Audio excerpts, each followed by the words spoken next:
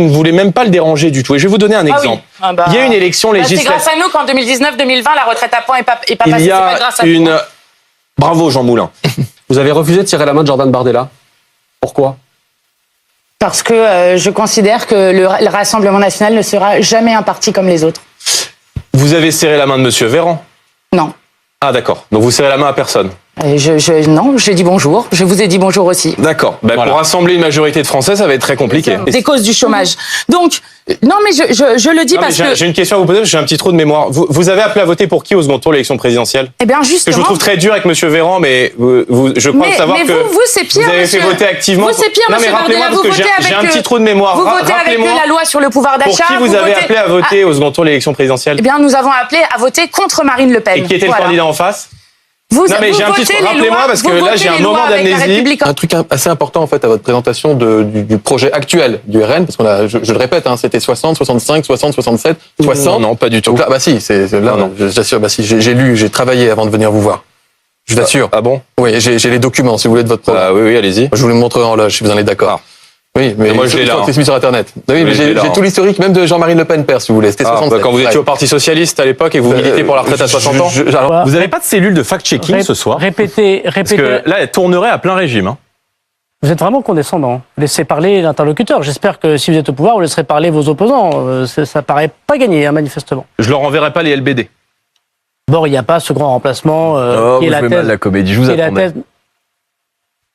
Soyez pas insultant une nouvelle fois. Je suis pas insultant. Vous êtes condescendant, monsieur Bardella. Je suis pas insultant, mais vous faites preuve d'un dédain. Je parle du fond. Qui me scotche. Mais il n'existe pas ce grand remplacement, monsieur Bardella. Et quand bien même les étrangers viennent. Votre bilan, il existe, lui. Mais pas. Les 900 000 clandestins qui ne sont pas expulsés, il existe les 10% d'exécution d'OQTF et donc les 90% des gens qui restent. Ça, c'est votre bilan et ça, il existe. Est-ce que je peux parler ? Mais je vous en prie. Bah non, vous m'en prie. Mais vous répondez pas. Excusez-moi, mais je suis citoyen, je suis électeur, j'ai quand même le droit de vous demander des comptes à mon ministre de l'Intérieur. Vous êtes vraiment condescendant. Vous savez, il y a un sketch de Cadmerade, c'est Jean-Michel à peu près. Là, c'est Jordan à peu près. Bon. Oui, bah vous, c'est pas Jean-Michel Comptable, hein, excusez-moi. Vous avez donné mandat à des policiers de courir après des gens qui portent le voile pour leur mettre des amendes. Oui, est-ce que vous leur donnez vous avez bien couru après des gens pendant des mois pour vérifier s'ils avaient bien coché le petit papier sur l'attestation, va faire ses courses pour pouvoir sortir et pouvoir respirer 5 minutes dans la rue. Ce genre de choses. Etc. Vous voyez où on en est là ? C'est-à-dire que là, on en est à débattre de Camille. En fait, on fait le catalogue La Redoute là, de toutes les tenues islamistes. C'est-à-dire qu'on se croirait en Arabie Saoudite, en Iran, au Qatar. On est là, en France, en 2022, en train de faire l'inventaire de toutes les tenues islamiques, à savoir si c'est le bon centimétrage et s'il faut l'interdire ou non. Moi, je vais vous dire le fond de ma pensée, c'est que quand vous avez une démographie dont le compte à rebours est déclenché, quand vous accueillez des centaines de milliers de personnes chaque année dans votre pays, eh bien, ces personnes-là viennent aussi avec leurs mœurs, leurs coutumes, leur mode de vie. Et quand il y a trop de monde, eh bien, vous ne pouvez pas assimiler. Il y a des années, on parlait pas du burkini. Il y a des années, on parlait pas du voile. Il y a des années, on n'avait pas ces débats hallucinants sur les tenues islamiques qu'on pourrait avoir sur des chaînes, peut-être sur des chaînes en Arabie Saoudite ou à l'étranger. Moi, je pense que la gauche et l'extrême gauche s'est compromis avec les islamistes et qu'elle a remis les mains avec les de islamistes, certains quartiers. carrément, avec oui, les islamistes. Oui, vous êtes compromis avec les islamistes. Vous allez bien, d'ailleurs. là, ça va bien, ça se passe bien. Quand vous marchez, madame, quand vous et vos amis, vous Monsieur marchez Bardella, vous allez bien, en novembre 2020, avec les islamistes, à proximité du Bataclan, avec les islamistes du CCIF, qui ont été dissous par le gouvernement pour radicalisation. Mais c'est reparti parce que c'est la vérité que vous continuez et que vous accélérez.